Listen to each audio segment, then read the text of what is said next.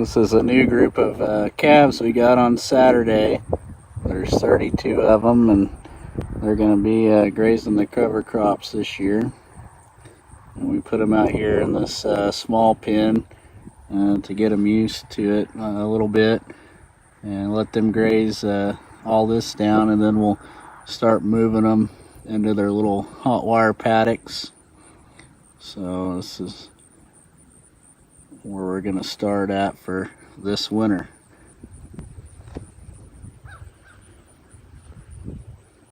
A couple other things we've gotten done since the end of summer for these calves is we've put a water line in from up there at the house, and it comes down here, and we've built this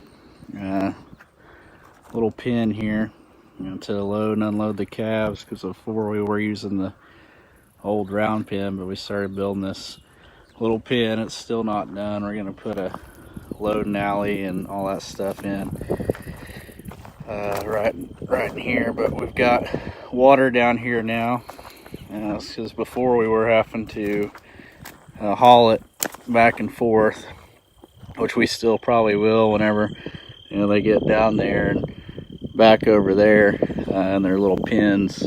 But we got water closer down here, so they can come up now. They're in this field over here, but they can come up now and drink water out of this pen. So makes things a little bit easier.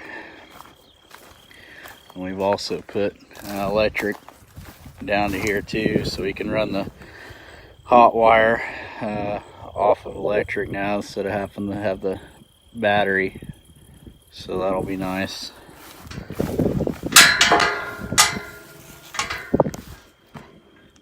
My phone messed up, but anyway, like I was saying, this fence used to go all the way down to there, but we've cut it here and put a 16-foot gate in into this pasture. So we got a new fence that we've ran across up here. We've put another new fence in up here at the front, and it runs just straight across, where before we had the old fence going from about that telephone pole just to like right up there. And what we're going to do with this is we're probably going to move the horse down here in this pen for a little while, and let him graze off these turnips and stuff. I didn't drill this. This is just one pass I made in here, and this is some stuff that's come back from the summer, that millet and stuff. But eventually I think we're going to kind of turn this little patch into the little garden area, because the soil up here is really good from the old dairy barn. This is where a lot of it got spread, so it's really good and black dirt. So we'll probably end up maybe put a couple little gardens in, maybe a couple more of the hugelkultur mounds, and try to grow some produce. Like I was saying, we got 32 this go around. Most of them, I'd say, probably weigh anywhere from 5 to close to 7, maybe on the high end, but I wasn't here when they unloaded them and weighed them, so most of them are pretty little. But we'll overwinter these this year. Hopefully we don't have a hard winter.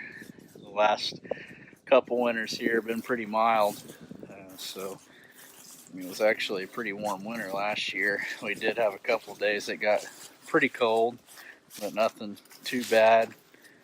So we'll see how it is this year. But we did end up with a lot more hay than we got last year, so if we end up having to feed any, hopefully we have enough. Usually the cereal rye stayed pretty well green, and last year, so they were able to eat that. But I'll do an update on them as the winter goes on. I'll let you guys know how they're doing. So be on the lookout for that. Like I said, most of these turnips and radishes just didn't get as big as some of the other ones. But down here in the lower part of the field, a couple places they did pretty well. You can see them here. Turnips at least did better this year than the radishes, I think. So they're looking pretty good down in this bottom field. So last year the radishes did better than turnips. Hardly any other turnips came up, but it looks like this year we got turnips. Anyway, thanks for watching, guys. If you enjoyed this video, hit that like button. If you haven't already, consider subscribing. Also, be sure to follow us on Facebook, 4M Ranch, and on Instagram, @Eric Motter. And I'll see you on the next one.